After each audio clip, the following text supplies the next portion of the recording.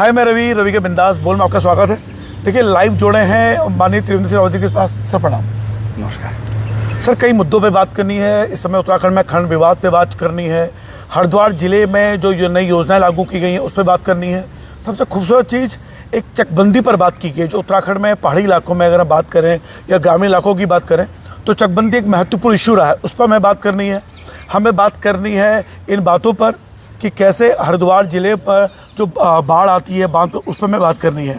और सबसे महत्वपूर्ण चीज़ जो हमने बातें की हैं, मंगलौर में कुछ दिनों पहले फिलिस्तीन का झंडा किया गया, शुरुआत इससे करेंगे। और साथ में बात करेंगे वक्फ संशोधन बिल पर जो लागू है। सबसे पहले तो आपको धन्यवाद कि आप लोगों ने फिलहाल एज ए सांसद आपकी भूमिका रही है, आप लोगों की भी। और आज वक्फ संशोधन बिल लगभग कानून बन के तैयार है।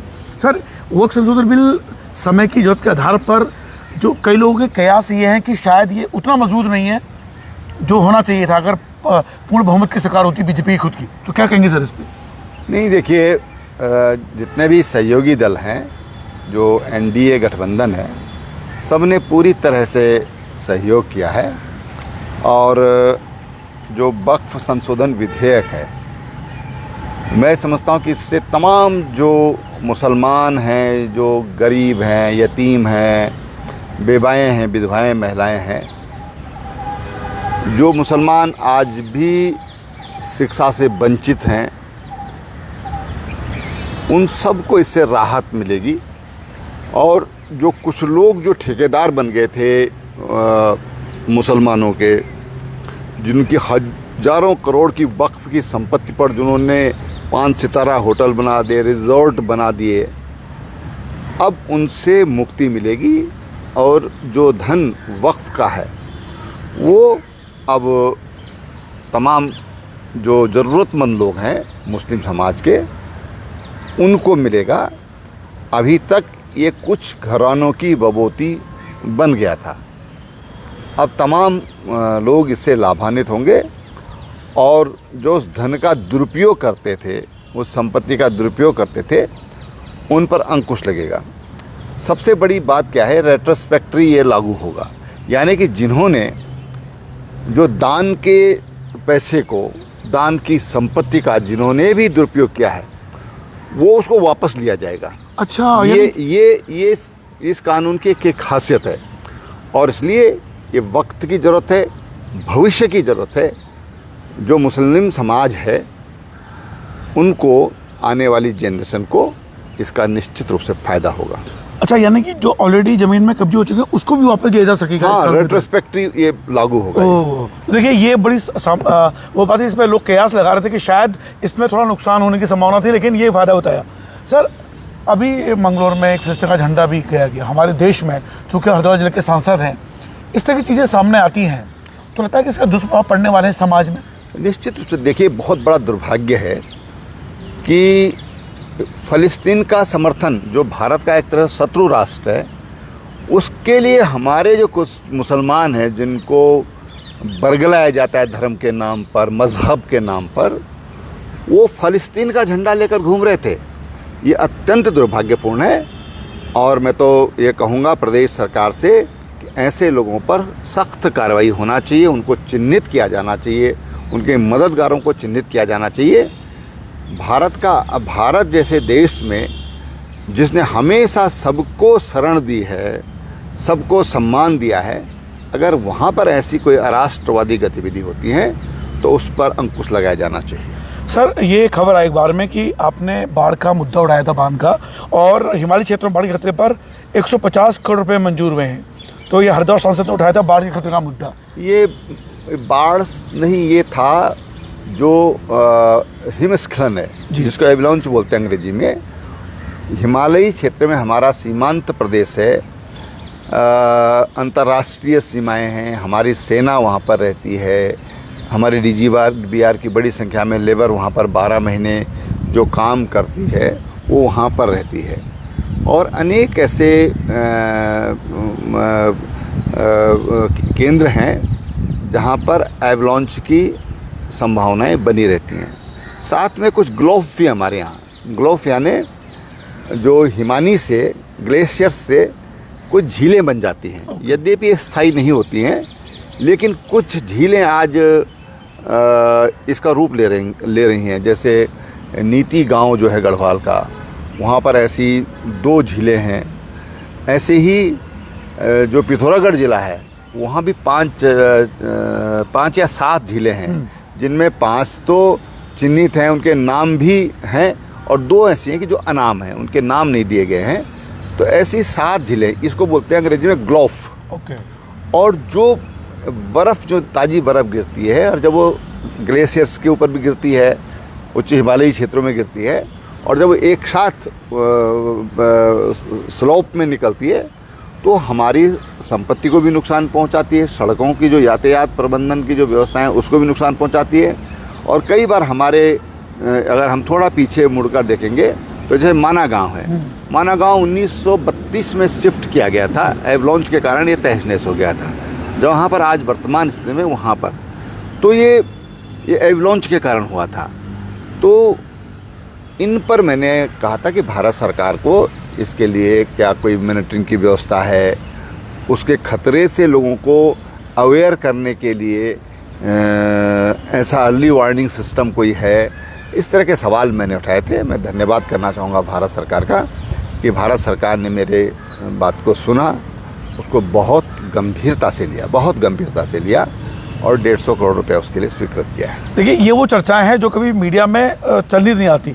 खनन विवाद बहुत चर्चा में आया, लेकिन वो विवाद, जो चीज़ें समाज हित की हैं। अगला सवाल सर हमारा है, आपने चकबंदी पर किया, और चकबंदी इस समय समस्या है ग्रामीण क्षेत्रों की, चाहे पहाड़ हो या मैदान के इलाके हों। तो सर इस पर आपका ध्यान फोकस किया, क्या लगता है सरकार, जो सवाल आपने किया है वो क्या प्रक्रिया थी उठाया, और इसका समाधान होने की संभावना है? देखिए, ऐसा है, जब अविभाजित उत्तर प्रदेश था, उत्तराखंड जो वर्तमान है, हमारा प्रदेश उत्तर प्रदेश था जी, तो उस समय चकबंदी कानून बनाया था, और हेमवती नंदन बहुगुणा उत्तर प्रदेश के मुख्यमंत्री थे। और जो उत्तर प्रदेश का जो कानून है वो देश में सर्वश्रेष्ठ माना जाता है। और बहुत छानबीन में तो मैं नहीं जाना चाहूँगा, लेकिन कतिपय कारणों से उस समय जो पर्वतीय क्षेत्र थे उनको छोड़ दिया गया।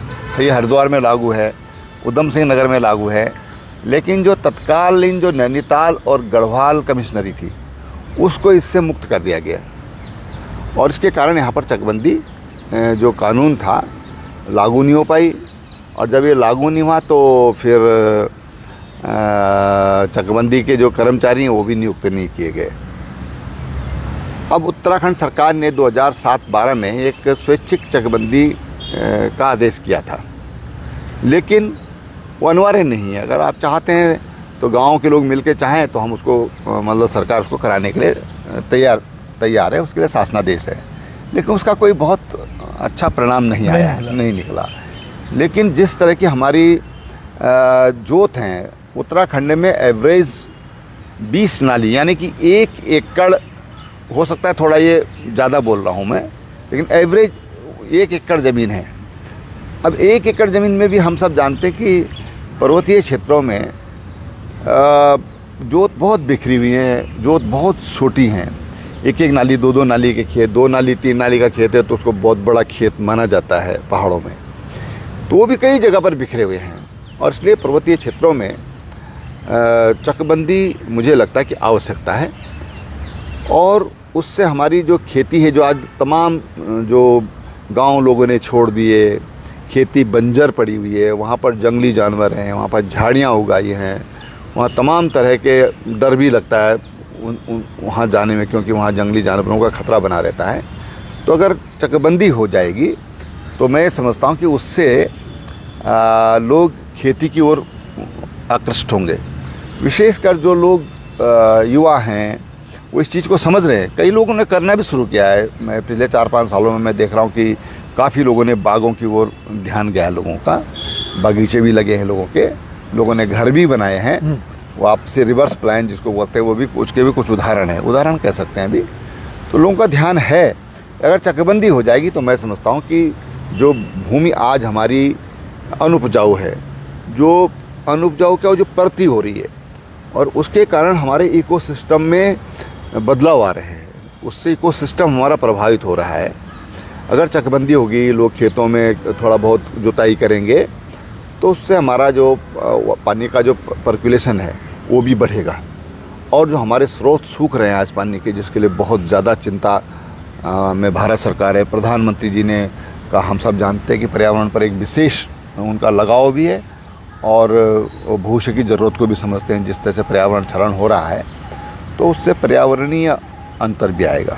तो देखिए, चकबंदी पर एक बात जोड़ी जो मुझे बहुत अच्छी लगी कि इसको कि हमारे गांव के खेत जो बंजर हो रहे हैं, क्योंकि वहाँ खेती नहीं हो रही, पहले खेती होती थी, पानी लगता था, लोग जुड़ते थे, उससे पर्यावरणीय नुकसान भी हो रहा है। ये सर आपने नई चीज़ बताई और बेहतर भी लगी मुझे कि वहाँ जहाँ बिल्कुल खेत बंजर पड़े, जैसे हमारी गढ़वाल में हमारी ज़मीनें अलग अलग हैं, अगर एक साथ वहाँ बगीचा लगा के वहाँ पे आ सकते थे। तो सर वास्तव में क्या इस चकबंदी पर अब जो आपने उठाया है सवाल, इस पर संभावनाएँ होंगी कि काम होगा? अब देखिए, मैंने भारत सरकार के सम्मुख ये विषय रखा है। हाँ, यद्यपि स्टेट का सब्जेक्ट है, ये हाँ। सब्जेक्ट स्टेट का है, तो भारत सरकार अगर स्टेट उसको कुछ करेगी तो हो सकता है कि भारत सरकार उसमें मदद करेगी। सर स्टेट की बात करते हैं, हमारे स्टेट में एक पहाड़ी मैदानी विवाद बड़ा चल रहा है आजकल। तो इस समय खासकर यूकेडी या एक्सट्रीम जो यूकेडी के लोग हैं, उन्होंने एक माहौल ऐसा बना दिया है। अक्सर हम देखते हैं कि उत्तम सिंह नगर जिला या रामनंदगांव जिला, यहाँ पे मुस्लिम संख्या ज़्यादा है, तो यहाँ पर वो चीज़ें उतनी हावी नहीं हो पाती। बरसती जैसे ऋषिकेश या इलाके हैं जहाँ पे मुस्लिम संख्या कम है, तो वहाँ पर ये पहाड़ी मैदानी विवाद बहुत ज़्यादा जानबूझ के करवाया गया है। इसका तोड़ क्या है और इससे कितना नुकसान होने वाला है, और इसे आप किस नज़र से देखते हैं? देखिए, जो क्षेत्रीय दल हैं, जो क्षेत्रवादी दल हैं, राजनीतिक दल, वो कई बार अपने दल के हित में इस तरह के विषय उठाते हैं। लेकिन आपने देखा, ये विषय उठा तो रहे हैं कुछ लोग, उठा रहे हैं लोग, लेकिन आम आदमी का इससे कुछ लेना देना नहीं है। पहाड़ का आदमी बहुत ही संवेदनशील है, वो देश हित को समझता है, वो सामाजिक संरचना और सामाजिक भाईचारे को बहुत अच्छी तरह समझता है। इसलिए आम आदमी को इससे लेने देना कुछ नहीं है। कुछ लोगों के निजी स्वार्थ होते हैं, कई बार कोई घटना ऐसी घटित हो जाती है, उसके कारण इस तरह के विषय उठते हैं। मैं समझता हूँ कि ये कोई बहुत बड़ा इशू नहीं है, ये गौण इशू है, गौण इशू कहना चाहिए इसके लिए, बहुत ऐसा इशू नहीं है। और हम सब भाईचारे में रहते हैं, भाईचारे के साथ रहना चाहते हैं। उत्तराखंड का सौभाग्य है कि यहाँ पर राष्ट्रीय दलों को लोग चाहते हैं, तो कोई भी राष्ट्रीय दल होगा, मैं समझता हूँ कि इस तरह के जो विषय हैं, कोई व्यक्ति हो सकता है ऐसा, मैं ये नहीं कह सकता कि ऐसा नहीं होगा, लेकिन व्यक्ति हो सकता है कोई, लेकिन कोई भी संगठन, कोई भी राजनीतिक दल उसकी इसमें कोई अभिरुचि नहीं है। सर जैसे मैं कई बार चर्चा भी करता हूँ सर, राष्ट्र हित जब होता है तो क्षेत्र हित कभी गौण हो जाते हैं, कभी कभी क्षेत्र हित के लिए हम राष्ट्रीय को गौण करते हैं। जैसे पहाड़ मैदान में अगर बात करें, मैं लोगों की बात नहीं कर रहा हूँ, इलाके की बात कर रहा हूँ। पहाड़ में उतना विकास नहीं हो पाया अभी भी। गढ़वाल के क्षेत्रों में या कुमाऊं के क्षेत्रों में देखते हैं, वहाँ अभी भी जो महिलाएं हैं, गर्भवती महिलाएं हैं या बुजुर्ग लोग हैं, उन्हें अभी भी हम लोग कंधे में लेके आते हैं। तो उसके लिए प्रयास नहीं होंगे तो थोड़ा ये इशू तो उठेगा। नहीं, देखिए, कोई ये कहेगा कि उसके लिए प्रयास नहीं हो रहे हैं, तो मैं समझता हूँ कि ये उनका आरोप होगा जी, ये सही बात नहीं है। प्रयास होते हैं तमाम जगहों पर। मुझे याद है जब मैं मुख्यमंत्री बना था 2017 में, तो हमारे पास 1000 से कम डॉक्टर थे जी। और जब मैं 4 साल मुख्यमंत्री रहा तो लगभग हमारे पास 2500 के करीब डॉक्टर थे। तो ऐसा नहीं कि प्रयास नहीं हुई है, या आज प्रयास नहीं हो रहे हैं। देखिए, पिथौरागढ़ में मेडिकल कॉलेज, अल्मोड़ा में मेडिकल कॉलेज, श्रीनगर में मेडिकल कॉलेज, हरिद्वार में मेडिकल कॉलेज, उधम सिंह नगर में मेडिकल कॉलेज, हल्द्वानी में मेडिकल कॉलेज, देहरादून में मेडिकल कॉलेज, और एक नहीं कई मेडिकल कॉलेज हैं। तो ऐसा नहीं है, डॉक्टर तैयार किए जा रहे हैं, लेकिन जो समस्या है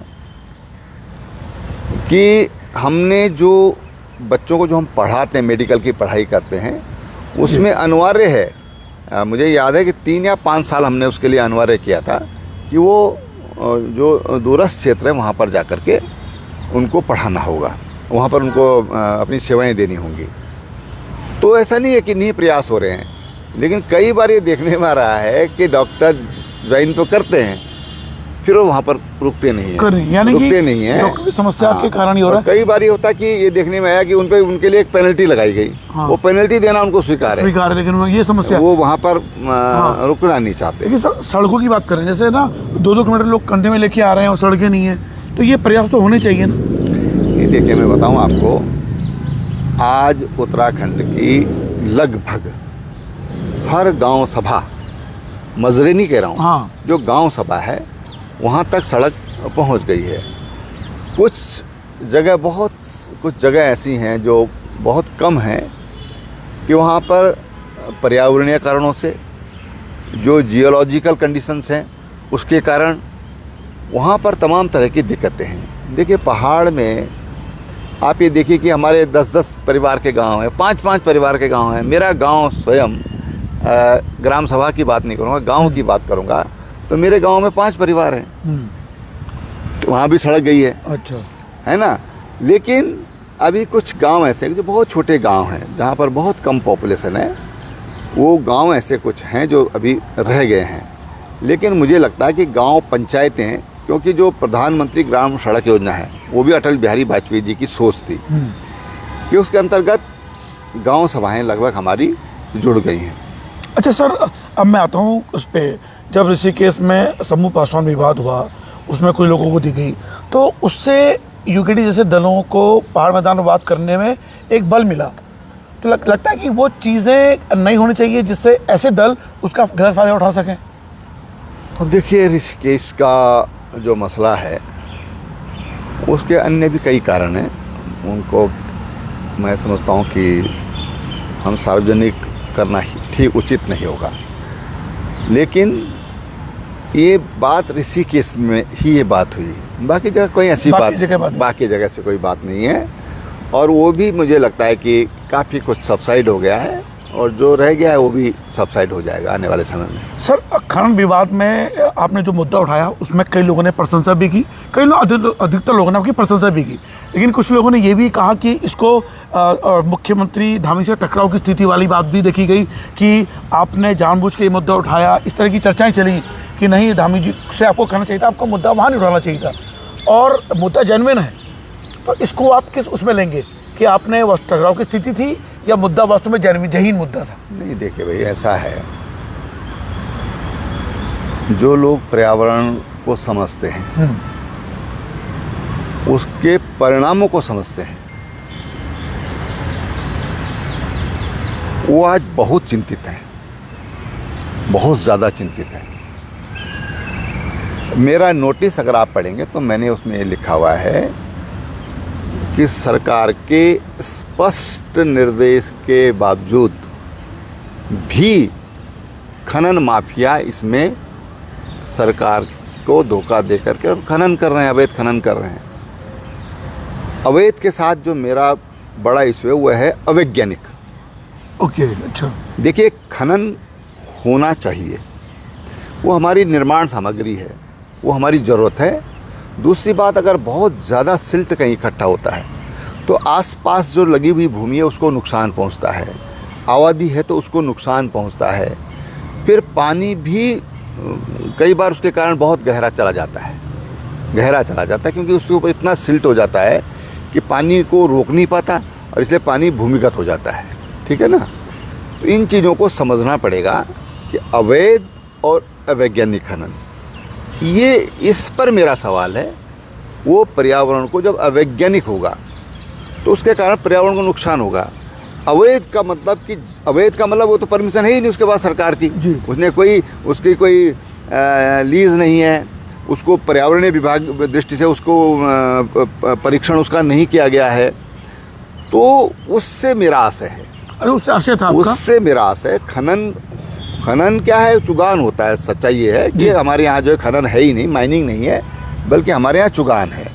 तो ये चुगान होना चाहिए, उसे रोज़गार भी मिलता है, उससे हमारी निर्माण सामग्री भी हमको मिलती है, और नदियों की सफाई होती है। उसके कारण जो नुकसान होता है, वनस्पतियों का नुकसान होता है, जीव जंतुओं का भी नुकसान होता है, खेती को भी नुकसान होता है। तो उन चीज़ों से मेरा आशय है कि उसको हमको रोकना चाहिए। अच्छा, यानी उसमें जो आपने तर्क लिखा कि जैसे आपने कहा कि सरकार के स्पष्ट नजर के बावजूद भी अवैध हो रहा है, तो सर इस चीज़ पर एक सवाल और लूँगा। ये बात जो लोगों ने कहा कि सदन में उठाने से बेहतर अगर आप सरकार को कहते, मुख्यमंत्री को कहते तो ज़्यादा बेहतर होता। नहीं, मैंने ऐसा नहीं है कि मैंने बात नहीं की है। मैं पार्टी का बहुत पुराना कार्यकर्ता भी हूँ, मुख्यमंत्री भी रहा हूँ, मंत्री रहा हूँ, विधायक रहा हूँ। पार्टी के तमाम जिम्मेदारियाँ मैंने निभाई है। तो लोग इस तरह से सोचें तो उनका सोच उचित नहीं है। सर चलिए सर, अब बात करते हैं कि हरिद्वार में आपने एक बात की थी, उसकी हेलीपोर्ट आप वहाँ पे बना रहे हैं, और ये जाते मैंने जब अखबारों में देखा तो मुझे अच्छा लगा। तो ये हेलीपोर्ट का आइडिया आपको कैसा आया, और अगर हरिद्वार में खुलेगा तो उससे क्या क्या फ़ायदे होने वाले हैं? देखिए, हरिद्वार एक ऐसी जगह है जहाँ पर दुनिया का हिंदू आना चाहता है जी क्योंकि जो पुरियाँ हैं जी उसमें मायापुरी का अपने एक अलग स्थान है, उसको मोक्ष का द्वार भी कहा जाता है। तो हर हिंदू की इच्छा होती है कि वो जीते जी वहाँ पर जाके एक बार गंगा जी का आचमन कर ले, एक डुबकी वहाँ पर गंगा जी में लगा ले। दूसरा, अगर नहीं जा पाया तो उसकी अस्थियों का वहाँ पर विसर्जन हो जाए। ये मान्यता है, और इसलिए वहाँ पर दुनिया से, मैं भारत की बात नहीं कर रहा हूँ, दुनिया से हिंदू वहाँ पर आते हैं, वहाँ से गंगा जल ले जाते हैं दुनिया में, और अपने आप को ये मानते कि भाई हमने पुण्य कर लिया है जी। और इसलिए वहाँ पर देश विदेश के जो पुण्य कार्यों के लोग आते हैं, पर्यटन के लिए जो धार्मिक पर्यटन है उसके लोग वहाँ पर आते हैं, और गंगोत्री, यमुनोत्री, बद्रीनाथ, केदारनाथ, वहाँ पर वो लोग जाना चाहते हैं। साथ में हमारे पास जो माउंटेनिंग के जो शौकीन हैं, या हम कहें कि साहसिक पर्यटन वाले भी लोग बहुत बड़ी संख्या में यहाँ पर आते हैं। तो अगर हरिद्वार से हमारी हेलीकॉप्टर सेवा शुरू हो जाए तो एक तो जो हमारा ट्रैफिक है वो भी कंट्रोल होगा, वो भी नियंत्रित होगा जी। सड़कों पर लोड कम होगा। दूसरा, जो लोग ये खर्चा उठा सकते हैं उनके समय की भी बचत होगी और उनको सुविधा भी होगी। अब हरियाणा है, जो NCR है, पंजाब है, हिमाचल है, उत्तर प्रदेश है, यहाँ के लोग तो बहुतायत में आते हैं। देखो, तो बहुत बड़ी संख्या में लोग आते हैं, तो उनको सुविधा होगी और लोगों को रोज़गार होगा, और राज्य को एक अच्छा राजस्व भी उससे मिलेगा, राज्य की आय भी उससे बढ़ेगी। देखिए, इसलिए मैंने कहा कि हरिद्वार में एक आधुनिक किस्म का हेलीपोर्ट, और आधुनिक किस्म का हेलीपोर्ट का मतलब कि उसमें नाइट लैंडिंग की व्यवस्था हो, नाइट टेक ऑफ की व्यवस्था हो, कि हेलीकॉप्टर रात को भी वहाँ से उड़ सके और वहाँ पर लैंड कर सकें। देखिए, जो आप लाइव देख रहे हैं, जो बाद में देखेंगे, हेलीपैड और हेलीपोर्ट में ये विशेष अंतर होता है कि हेलीपोर्ट में आपको नाइट लैंडिंग भी होगी और वहाँ पे उसकी रिपेयरिंग भी हो सकती होगी, यानी पूर्ण व्यवस्था, यानी अपने आप में एक छोटा सा एयरपोर्ट भी उसे आप कह सकते हैं। हेलीपैड और हेलीपोर्ट में ये अंतर होता है। सर, मैं आपसे लूँगा, क्योंकि हमने मुख्यमंत्री रहे हैं, अक्सर चर्चाएँ चलती हैं, लोग मुझे टैग करते हैं, सिंगटाली जो पुल है, वो पुल अभी तक उसके तहा देख रहे हैं लोग। अचानक से मेरे दिमाग में सवाल है सिंगटाली पुल का, तो ये अभी मैं उस पर रिपोर्ट बनाने वाला हूँ शाम को। तो सिंगटाली पुल क्यों अभी तक नहीं बन पाया है? अनिल, नहीं, देखो, अब ये तो मुझे पता नहीं है, लेकिन उसको बनाना चाहिए। आपके शासनकाल में भी जब आप ऐसा है कि वहाँ पर एक म्यूज़ियम, जिसमें भारत की जो वस्तुएं हैं, हमारी वास्तुकला है, मूर्ति कला है, तमाम तरह की ऐसी जो हमारी पुरातात्विक दृष्टि से बहुत महत्वपूर्ण हैं, जो हमारे गौरव से जुड़ी हुई हैं, ऐसी वस्तुएं हमारी दुनिया में बिखरी हुई हैं। और वहाँ पर एक सज्जन थे, वो वहाँ पर एक ऐसा म्यूज़ियम बनाना चाह रहे थे, और ये जो म्यूज़ियम है उसमें उनका लगभग 500-600 करोड़ रुपए का इन्वेस्टमेंट वहाँ पर होना था। और ये हम सब जानते हैं कि जो टूरिस्ट वहाँ पर आता है वो हाई एंड टूरिस्ट आता है। सिंगटाली में नहीं, इस तरह के म्यूज़ियम में जो अच्छा, आते हैं, जी। जो उन संग्रहालयों में आते हैं, वो हाई एंड टूरिस्ट होता है।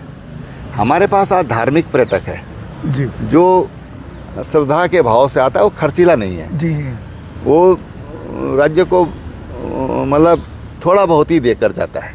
हमको ऐसे भी टूरिस्ट की ज़रूरत है जो राज्य को अच्छा राजस्व दे करके जाएं, जी जिसको अंग्रेजी में हाई एंड टूरिस्ट बोलते हैं, तो उनके लिए एक बढ़िया वो सेंटर वहाँ पर बनता है। वहाँ पर बगल में उससे थोड़ा पहले होटल ताज है, सिंगटाली वहाँ पर बगल में रिजॉर्ट हैं, आगे भी कई लोगों ने वहाँ पर ऐसे रिजॉर्ट बनते कि जो हमारे राज्य को कुछ अच्छी खासी राजस्व दे कर जाते। इस दृष्टि से वहाँ पर एक म्यूजियम प्रस्तावित था, उसका मैंने शिलान्यास भी किया था। और उस समय कोरोना 16 तारीख को पहला पेशेंट हमारे राज्य में आए चिन्हित हुआ था। उसके बाद शायद 20 तारीख को हमने उसका शिलान्यास किया था। लेकिन उनकी डिमांड थी कि अगर ये पुल थोड़ा आगे शिफ्ट हो जाए तो उससे उन्होंने बहुत गहरा उसमें 3-4 साल की स्टडी करी थी। तो उनका ये कहना था कि वो पुल थोड़ा अगर ऊपर की तरफ थोड़ा चला जाए श्रीनगर की तरफ, तो उससे एक तो 5 किलोमीटर हमारी सड़क की कटिंग भी बचती। अच्छा, जो उस पार जो नई सड़क बननी है, फिर इधर ऑल उधर रोड मिल रही थी, चौड़ी सड़क है, 40-50 फुट चौड़ी सड़क है, और 5 किलोमीटर सड़क भी कम हो जाती और ऑल उधर रोड मिलती, और वो सड़क फिर उसको, और कोई आबादी उससे प्रभावित भी नहीं हो रही थी, कोई आबादी उससे किसी तरह से कोई प्रभाव नहीं था। तो ये उनका प्रस्ताव था उस समय। लेकिन कुछ लोगों को उसमें न जाने क्या, किसको क्या उसमें दिक्कत हुई, किस तरह की आपत्ति हुई, और उसको थोड़ा उसका मूल्यांकन होना चाहिए था। क्योंकि जब मैंने उसको शिफ्ट किया था तो मैंने विभागीय लोगों को बातचीत करके मैंने कहा भाई इससे क्या नुकसान होने वाला, आर्थिक नुकसान क्या होने वाला है जी, लोगों की सुविधा में किस तरह की कमी आने वाली। तो पता चला कि इससे तो किसी सुविधा में तो कोई कमी है ही नहीं आ रही है। अच्छा, तो लेकिन जाने अनजाने वो काम आगे नहीं बढ़ पाया। लेकिन वो बढ़ता है तो बहुत अच्छा होगा और लोगों में एक सकारात्मक संदेश जाएगा। सर सिंगटाली पुल अभी जो स्थिति है वर्तमान में, क्या लगता है कि बहुत जल्दी बन जाएगा? क्योंकि सांसद महोदय ने बात की, ये तो सरकार इस बात सरकार इस बात को कह सकती है, क्योंकि मैं अब सरकार का हिस्सा नहीं हूँ, तो इसलिए सरकार से सवाल किया जाए तो सही ज़्यादा बेहतर रहेगा। तो देखिए, आप रवि के बिंदास में लाइव देख रहे थे, बहुत हमने सवाल पूछे हैं, बस उसके बाद लाइव खत्म करते हैं सवाल के साथ। सर अभी नगर निगम के चुनाव हुए, अब पंचायती चुनाव आने वाले हैं, 11 में से 10 मेयर बीजेपी के बने हैं, उसके बाद पंचायती राज है। तो 11 में 10 में से आप इसमें धामी सरकार को किस नजर से देखते हैं, और पंचायती राज में क्या होने वाला है? नहीं, देखिए बहुत अच्छे रिजल्ट रहे हैं। 10 नगर निगम है, 11 नगर निगम है, उसमें हालांकि 2-3 थोड़ा छोटे नगर निगम हैं, लेकिन भारतीय जनता पार्टी उसमें से 10 में जीती है। बहुत अच्छा रिजल्ट रहा है और पंचायत चुनाव में इससे बेहतर रहने वाला है। सर बस आखिरी सवाल, एकदम से ध्यान आ गया सर, मुझे माफ़ी चाहूँगा। मंत्रिमंडल विस्तार की चर्चाएं इतने सब हो रही हैं, हालांकि आप फिर कहेंगे कि सरकार का अंग में नहीं हूँ, लेकिन चूंकि मुख्यमंत्री रहे हैं तो इस समय लगभग 4 या 5 पद खाली हैं। अगर आप मुख्यमंत्री होते तो इसमें पद भरे जाने चाहिए थे, भरे जा सकते थे, क्योंकि कई लोग कर रहे हैं प्रयास। देखो, ये माननीय मुख्यमंत्री जी का विशेषाधिकार होता है और उनको ही इसमें सोच विचार कर निर्णय लेना होता है। तो निश्चित रूप से इस पर विचार कर रहे होंगे, ऐसा मैं सोचता हूँ। फिलहाल रवि के बिंदास में लाइव देखने शुक्रिया।